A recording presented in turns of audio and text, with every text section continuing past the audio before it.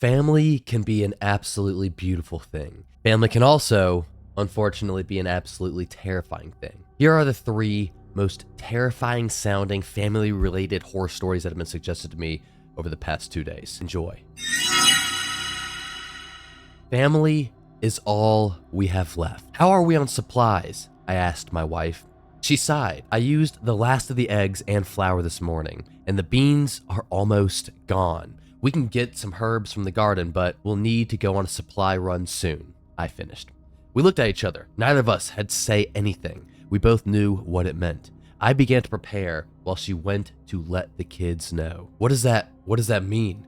Wait, what do you mean that you both knew what that meant? You have to go let the kids know, like, you're going to Kroger? Costco? What, is it that dreaded? Is that so much of a bad thing?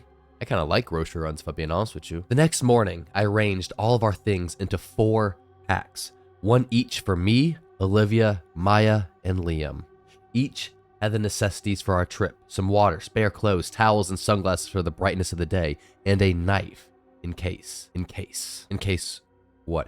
Like, when is this from, like, back in, like, what, like the 1200s or something like that? No, like 3000 BC. Are you still, like, hunting for your food and you have to go, like, hunt some, like, really dangerous animal?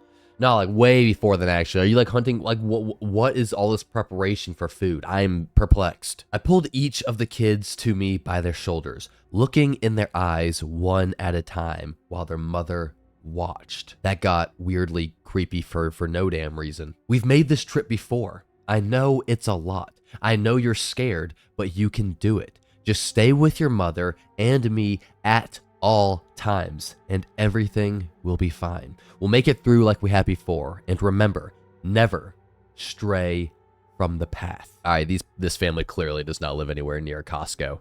Damn, that kind of sucks if I'm being real with you. Like, it takes me and my girl about 20 minutes to drive to Costco on a bad traffic day right now, and I think that's bad enough. I hugged them both.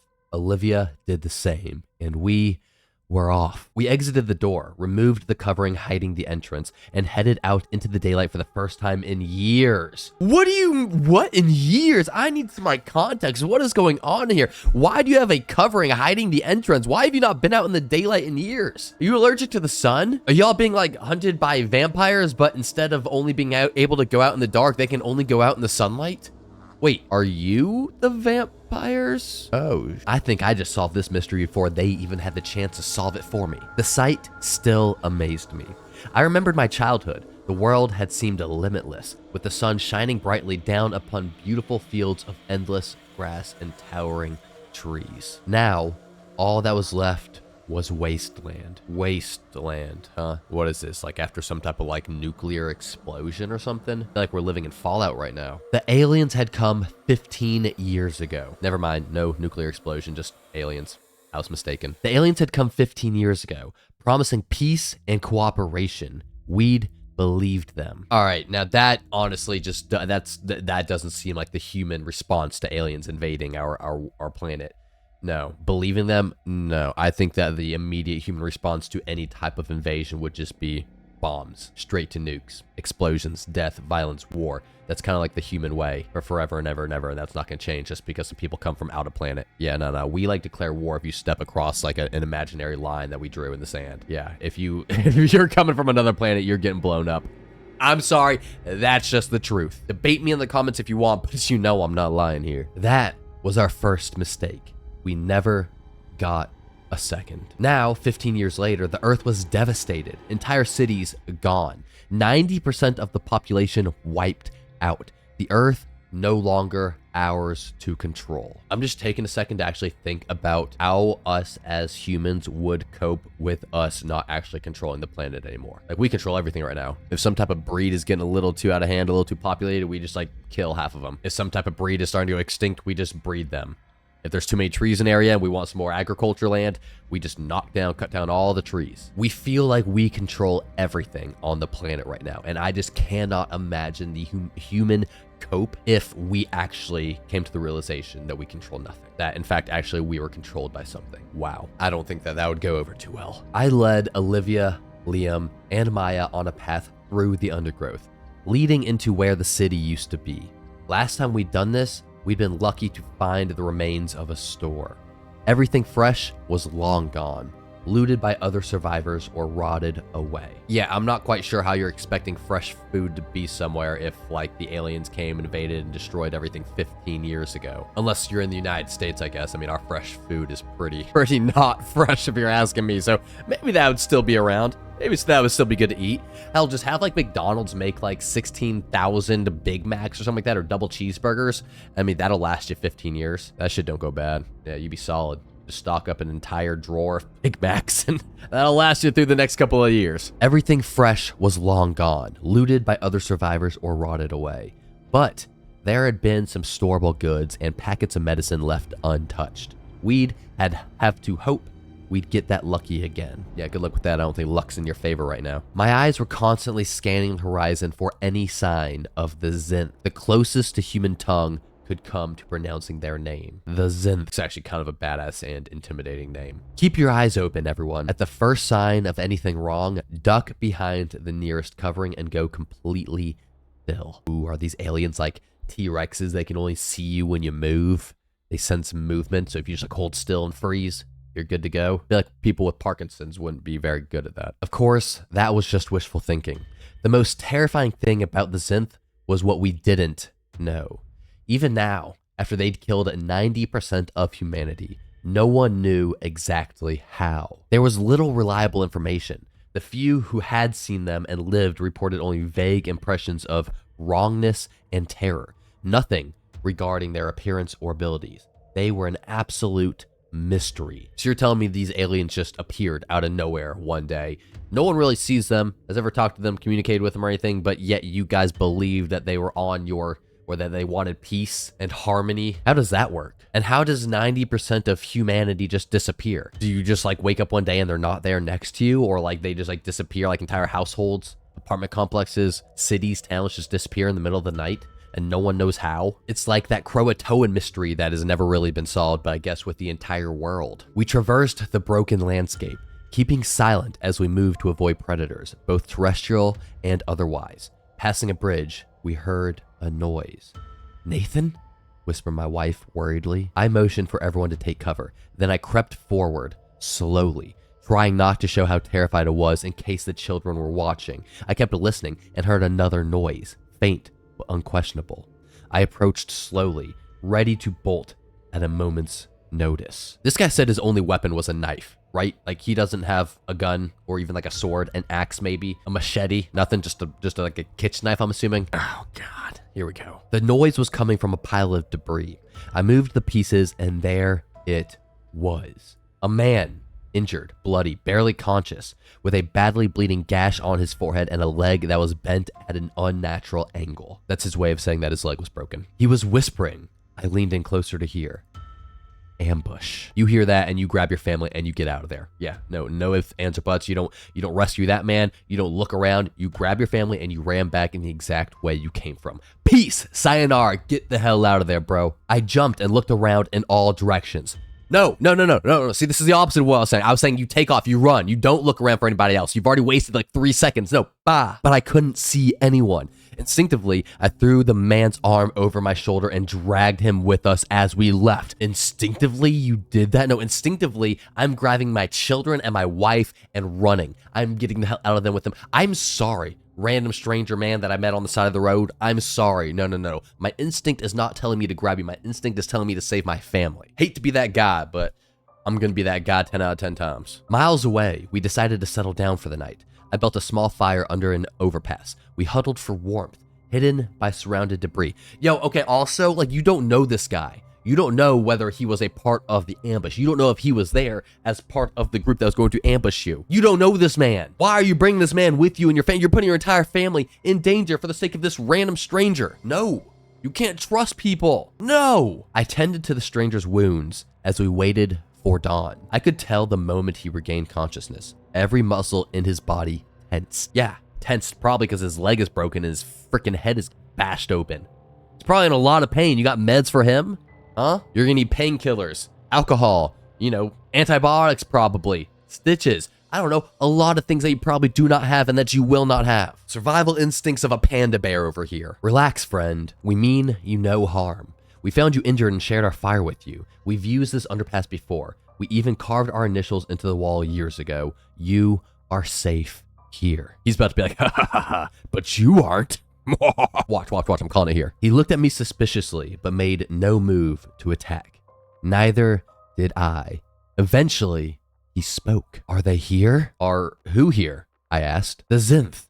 I was ambushed by 3 of them. I barely made it out alive, and that only by hiding in garbage. Ah, interesting. Survival instincts of a raccoon or a possum. Which one is it that digs through the trash and plays dead? That's a possum. Yeah, survival instincts of a possum, actually. Props to you, gentlemen. So you know what they look like? Oh my God, he's gonna say they look like me. Oh God, here we go. He looked at me in shock. You mean you don't know?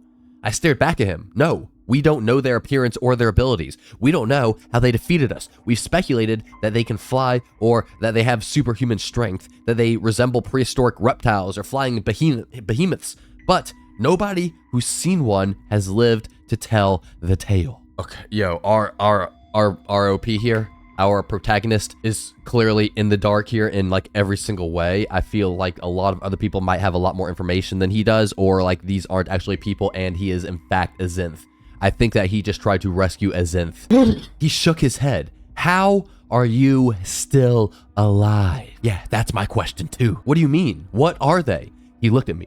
We always thought that if aliens came, they'd attack us with overwhelming physical strength or advanced scientific knowledge, but none of those is their primary skill. Yeah, if we get attacked by aliens, I'm assuming that they're gonna be in like really like amazing, like, I don't know, advanced suits that basically makes them invincible. Like our bullets won't be able to penetrate them, bombs won't be able to hurt them or anything. And then, I mean, they're gonna have such amazing technology, like heat-seeking technology that can just like take out everybody no matter where you are or no matter where you're hiding, like that. Yeah, but they're not gonna have big heads like we've depicted in all the cartoons. None of those is their primary skill.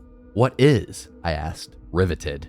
Infiltration. This man just said infiltration, which means this man has been infiltrated, which means this man is already, this man's family are Zinth, right? Oh, shit. What?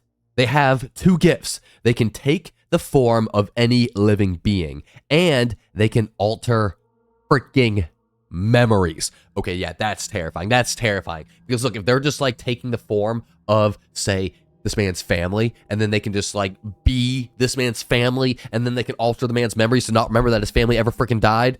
Oh, I'm getting the goosebumps. Can you see it? Can you see it? Or they can just like alter his entire family's memories, and they can like forget how they came upon this injured guy or whatever, and then he's actually a Zenth. There's so many things that can go wrong right now. I'm not gonna lie, y'all. I think our OP is doomed. I think he's cooked. That's all. Why should that concern us? Like I said, survival instincts of a frickin' panda bear. He looked behind me at my family sleeping on the ground. They're your family? Yes, of course. He looked at me intensely. Were they always? This is what I'm talking about. This is what I'm talking about. Oh my God. I looked at our initials, scratched into the wall. N-O-L. Nathan, Olivia, Liam. No M. Bro, what do you do? Oh my God, my heart just sank for him. My heart just sank for him, because think about that. You have all these memories of this other person in your family. You have all these memories of your daughter. What was her name? Maya? And she was never actually your daughter. In fact, she's not even a freaking human. And you just had all this information blood into your head like that because some random stranger let you in on it. You do. I looked over at the girl I knew as Maya, my daughter. She lay in the dark, staring at me, eyes open and glowing a crimson red. Hate to tell you, bro, but you gave Maya a knife. And I'm pretty sure all you have is a knife as well. Maya's about to kill all of you. Oh my God. Oh my God, Maya's about to kill every single one of you. That's terrible. That's the worst way to go too. Killed by a person that you believe to be your daughter. Even if it isn't your daughter, you think that they're your daughter. What could be more devastating and heartbreaking than that? Oh, that gave me the chills. What a freaking ending. I did not see that coming. That was actually beautifully written. Oh my God. Props to you. Seriously. I was wrong, by the way, guys. The guy that they rescued did in fact do them some good. But actually, now that I think about it, I guess Maya is about to kill all of them. So it seems like no matter what happened there, they were all going to die. That was a beautiful ending though. Absolutely. All right, on to the next story. My mating partner is refusing to mate with me. This sounds like less of a horror story and more of just like every single person's life after marriage. All right, let's see how this varies from your typical marriage. I was raised inside a slaughterhouse for the first 16 years of my life. Kerrigan, they called it. From birth to 5 years old, I was raised inside a tiny white room and named 117890. Can't say that's a very cool name. It's kind of lame. You know, my name is Lou, and that's kind of a lame name, but your name is like hella lame. This is just like remind me of Stranger Things right now, or the Holocaust. When I was 5, I was transferred to a bigger room with other children.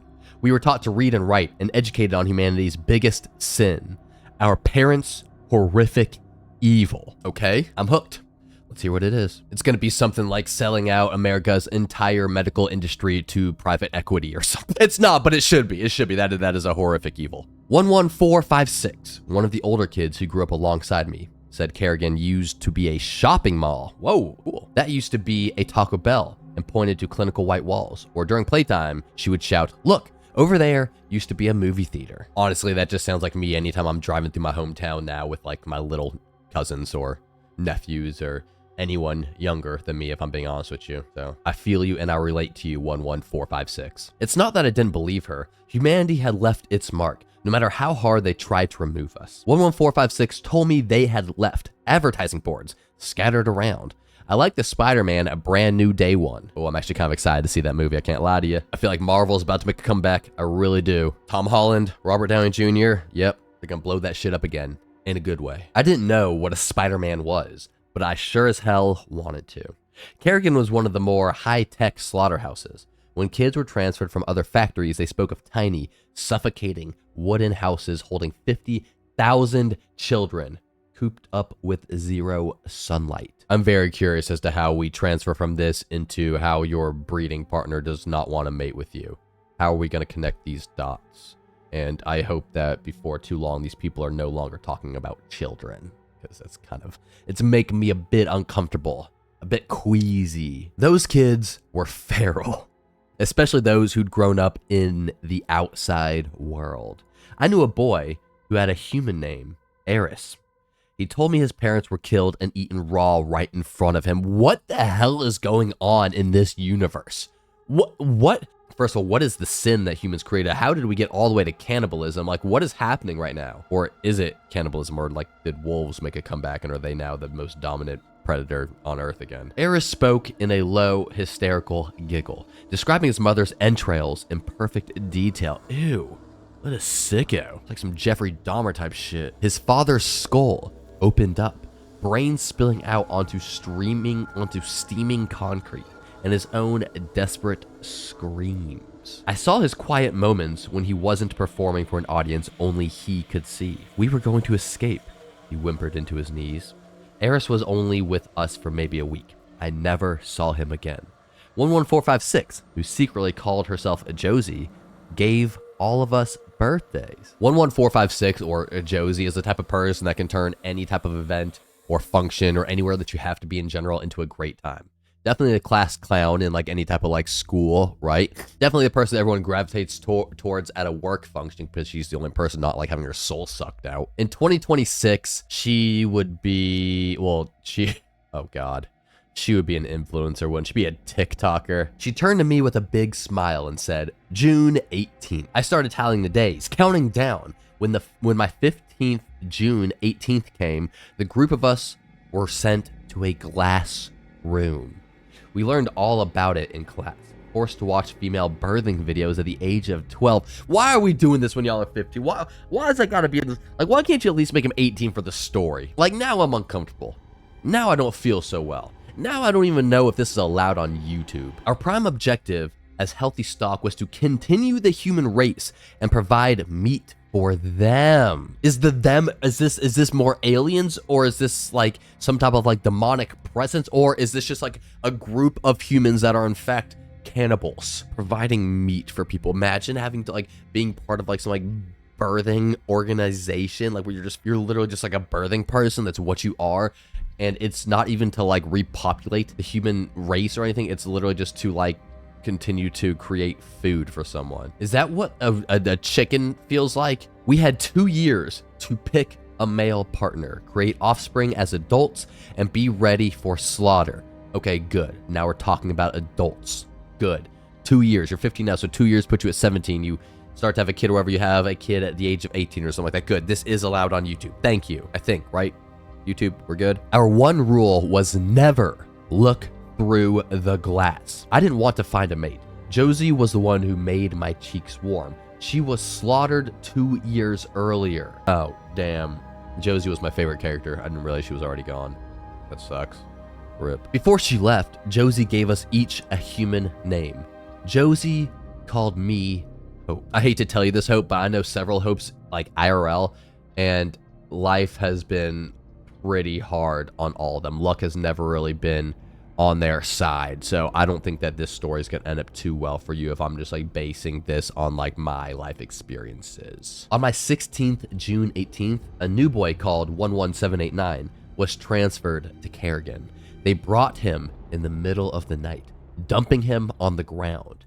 He was considered good stock, perfectly plump, healthy, and ready to be processed at maturity. Why am I imagining him as Harry Potter's like half brother? I don't know why. It's just when I hear the word perfectly plump, you get what I'm saying. Perfectly plump. All right, back to the story. I'm sorry, I get sidetracked sometimes. His skin, unlike ours, had warm, sun-kissed tones. Ah, brothers have been outside. His hair was short and cropped, with mousy brown curls hanging over green eyes. Yeah, Harry Potter's half-brother. My skin was yellowish and sickly, raised under harsh fluorescent lights.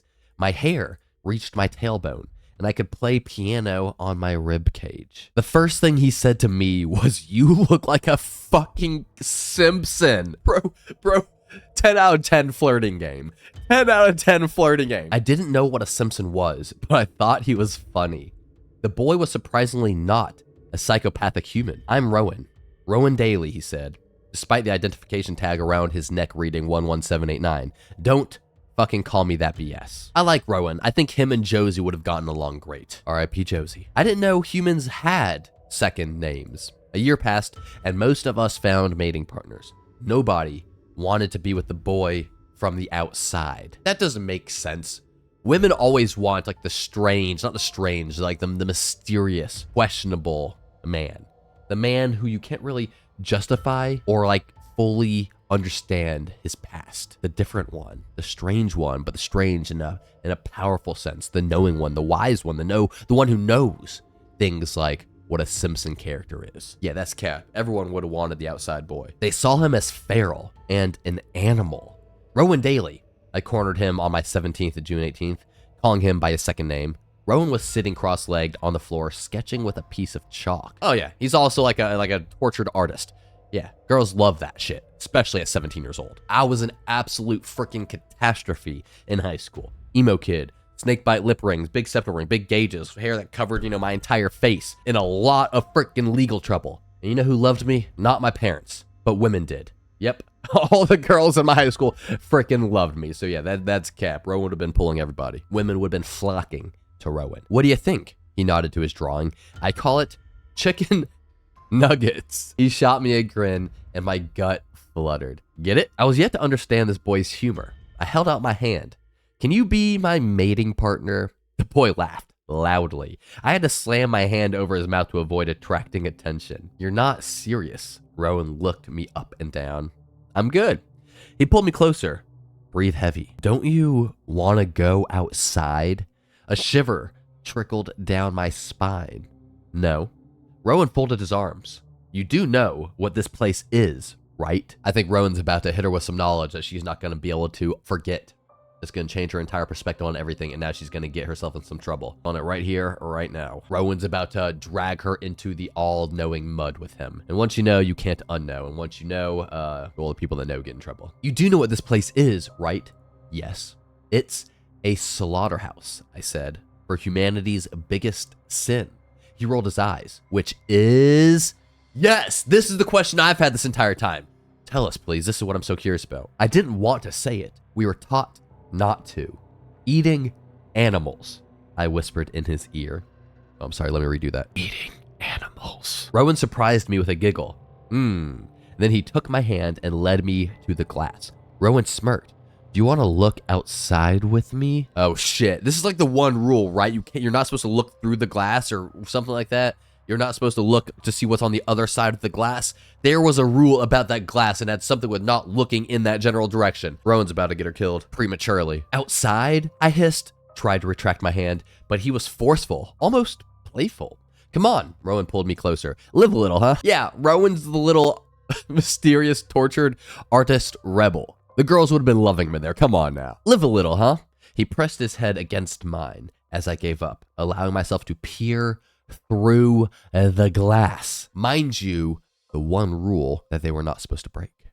The one rule they really had. Do you want to know why I was sent here? He hummed. A monstrous silhouette loomed.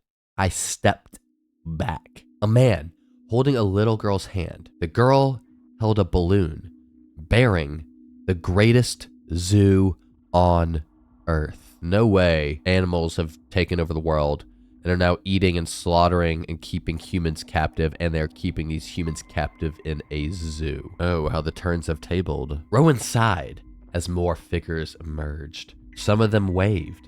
Others flashed strange-looking rectangles. Wide, excited eyes blinked back at me. Eris was a good actor, Rowan said. Josie was kind of lacking. I'm glad she left. Wait, what is going on here? What is going on here? I feel like Rowan knows something that we don't, that no one else knows. I think he's in on something bad. His grip tightened. Kerrigan, Rowan whooped. The greatest fucking zoo on Earth. He pulled me closer. Ever since I was a kid, I've wanted to be here with all my favorite characters. I used to watch you on TV, Hope. His breath tickled my ear.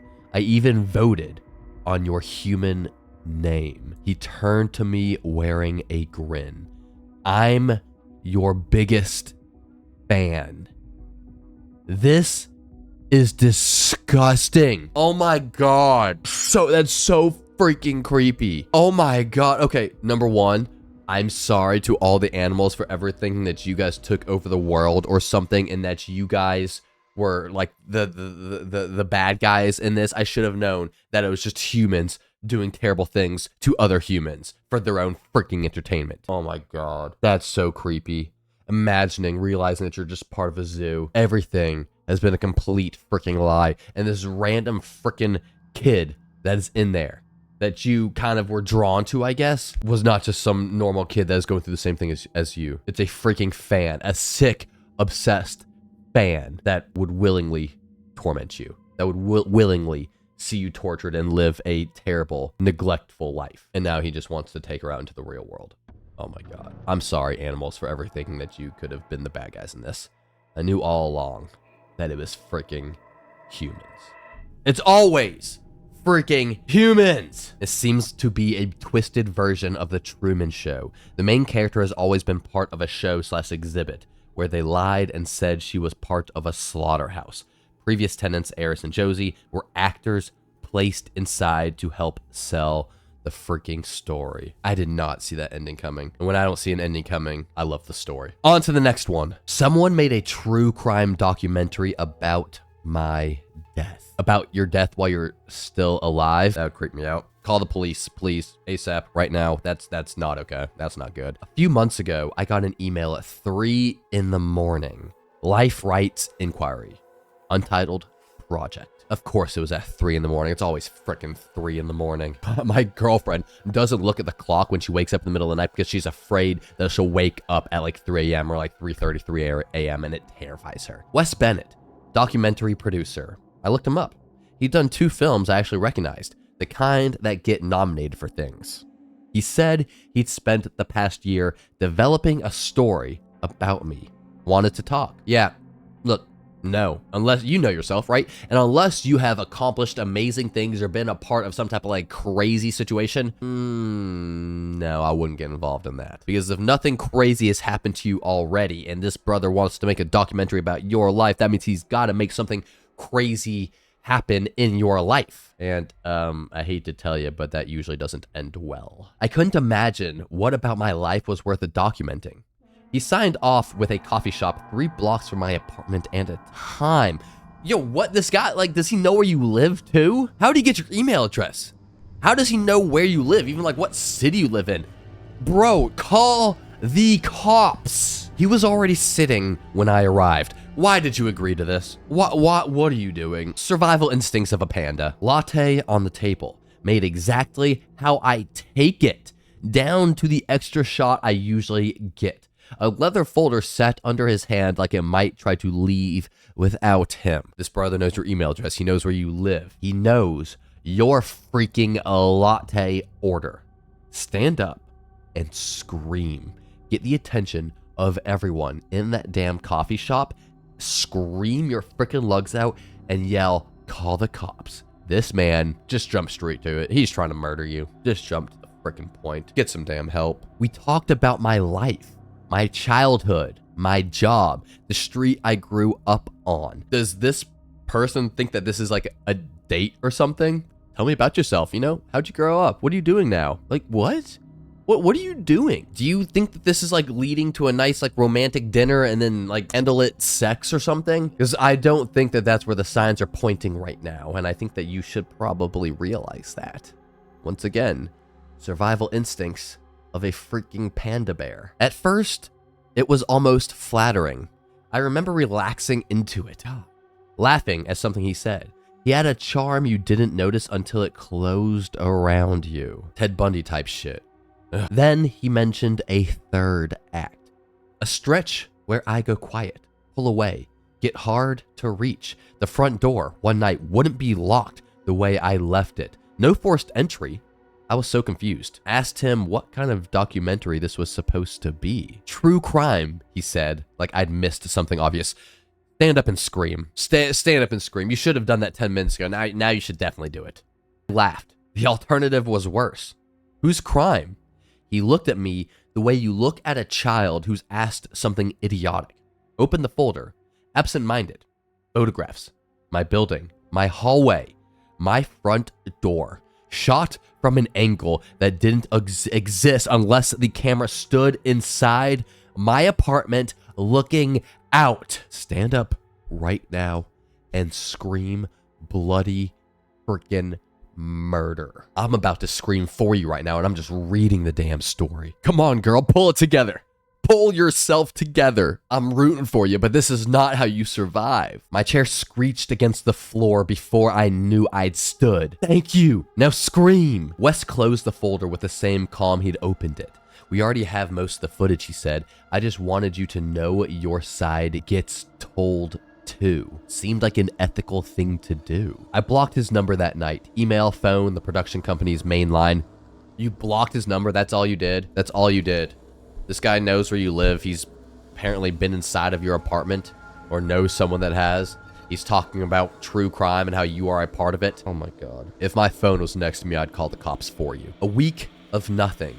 Felt like nothing was worse than something could have been. One night, my neighbor mentioned, in passing, that a man had come by asking questions about me for a film project. He said it was a compliment, like I'd made it big. Couldn't remember the name. Was pretty sure he'd signed something. Okay, what would you be doing at this point? If you were this girl, what would you be doing right now? Like, I'm thinking about if this was my girlfriend or like my mom or any woman that I really cared about, any person that I really cared about actually, but especially a woman. I'm getting so frustrated and so angry just thinking about how far she's letting this go. Y'all got to get the cops involved like earlier, faster, earlier, immediately. Look into this man, investigate this man, restraining order against this. I don't know. Something. At least go out and buy yourself like a machete. I literally bought one at this freaking place called like the Dollar Club or something down in the hood of Nashville like 2 weeks ago. It's not that hard to get. And you probably need like 16 of them. I swear, things in my apartment started moving after that. A mug, 2 inches from where I'd set it. A chair turned toward the window. Like someone had been staging it for a shot. Oh, that just gave me the goosebumps. Yep. That just gave me the goosebumps. I stopped sleeping right. Woke up at strange hours, certain I heard a shutter click, hide under the covers, hold my breath until my chest burned. I never saw a camera. That absence became its own kind of animal, a wrongness under the skin, the way you feel a fever coming on. People gotta trust their guts a little bit more often. You know, your gut's usually telling you something's wrong, something's off, and I think that's what's happening to you. I moved Told no one the new address, not even my mother. This girl trusted some random stranger at a coffee shop 3 blocks away from her house that randomly got her email, randomly knew where she lived, but now she doesn't trust her mother. Yeah, make it make sense. One sleepless night, I opened a streaming service, looking for something to fill the quiet. A thumbnail stopped my thumb before my brain caught up. My face, badly lit, mid-laugh. A title underneath, Plain Sight, a documentary, 1 hour, 33 minutes, released today. Yep, goosebumps again. My hands went cold before I pressed play. Nah, I'm not pressing play. I'm not pressing play. I'm going, I'm getting in my car, and I'm driving to my mother's house, the same mother that you didn't trust with your address. I'm driving to my mother's house, and I'm not watching that documentary in a new crib all by myself in a dimly lit room. No thank you.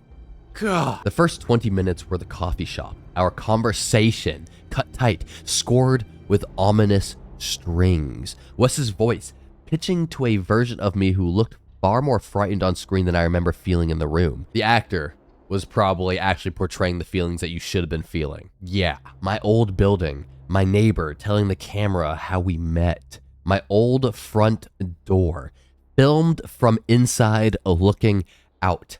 That angle again, a news segment, the kind that runs after a body turns up. A reporter at the edge of a tree line, floodlights, officers moving through underbrush, heads down, sweeping flashlights over the ground. Girl, that means that you are dead and they can't find your body. Hell nah. Hell to the nah, nah, nah. The reporter said my full name into the microphone. Cut to my mother in the house I grew up in, sitting too straight at the kitchen table, hands folded, like she's bracing for news that hasn't quite hit her yet. Yeah, she's gonna be like, wait, what was the address my daughter was living at? Oh, no, my daughter lived at this address. She looked into the lens, said how she misses her daughter, wishes she could hear her voice again. The tree line again, closer now, a stuffed rabbit, half sunk in wet leaves. The one that slept on my bed since I was 6. They dragged your stuffed animal into this. Oh my God. The one sitting on the shelf behind me right now. The camera moved, slow, reverent. There I was, face down in the dirt. A coat I don't own yet. Hair fanned out wrong. I remember my own voice, high and cracked, screaming at the television that none of this happened, that it wasn't real, like the television could be argued with. Then, my new apartment. Right now, a static shot of my front door. Heavy breathing, like someone standing too close to the microphone. I looked up from my screen. My front door was open. Hell no. Oh, hell no. What the hell? Goosebumps again. Yep. Oh, God. I gotta start recording these videos with someone else around me. Yeah. Thankfully, my dog Jasper is laying next to me. Ooh, this one's getting me. I slammed it shut, locked it, called the police with my back against the wood. Finally! Oh, about freaking time. She no longer has the survival instincts of a panda bear. It's like the survival instincts of a koala now. Yeah. That's a step in the right direction, at least. They came fast. That's what I'm sorry, I'm not gonna do it. Walked to the apartment, checked the hinges, the frame, the fire escape. Nothing forced, nothing broken, nothing missing. I told them about the TV, told them the counter was still crawling. They just needed to look. There was nothing, just a blank screen, they said. Kind. The way you talk to someone who's had a scare over nothing. They told me to get some rest and left for the night. All right, you're dead. You're dead. You're dead. The documentary didn't stop. It doesn't stop. That's the part I keep circling back to. Awake at 4 in the morning with the runtime bar still sitting at 5 minutes remaining, no matter how many times I check. 5 minutes of a thing that hasn't happened. Counting down to a version of me in woods I've never been. What do you do at that point? You have to talk to someone about this. You gotta go talk to that mom that you refused to give your address to. And like, are you just keeping that documentary playing 24/7? What's going on with that? Also, thinking back on like what you should have done, I probably would have snagged that little folder of all that information from little creepy documentary making homie when you had the chance, and then screamed. Because then he can't really snag it back from you, right? Because you're screaming, and if he snags something from your hands, that's going to look really bad, and there's going to be witnesses. That's what you should have done. Survival 101 from Lou Hawley. I got you. I know, hindsight's 20/20, but I got you. I sleep with the rabbit now. Make sure it's on the bed every night before I check the locks. I'm still here. I want that on record somewhere that isn't their footage. I'm still here. I'm still alive. I'm still here. Creepy as hell. Yeah. But if I'm being honest with you, I just realized that I read the wrong story. Yeah, that was not the family-related horror story that I wanted to read. That's just another one I pulled up that I wanted to read for myself. Sorry about that, guys. But now, we'll get into the last family-related horror story. Here we go. Okay, look, I'm going to be honest with you. I just read the story. It was not very good. It was family-themed. Yes, it was about a guy and his daughter. But it was not good. I did not enjoy it, so I'm going to leave it out of the full podcast episode, and I'm going to replace it, in fact, with the story that we just read, which isn't family related. But anyways, guys, thank you so much for hanging out today. If you enjoyed this episode, please subscribe, and I'll continue releasing one podcast episode every single Sunday. Thank you for watching the first episode of Lou Hawley After Dark. Peace.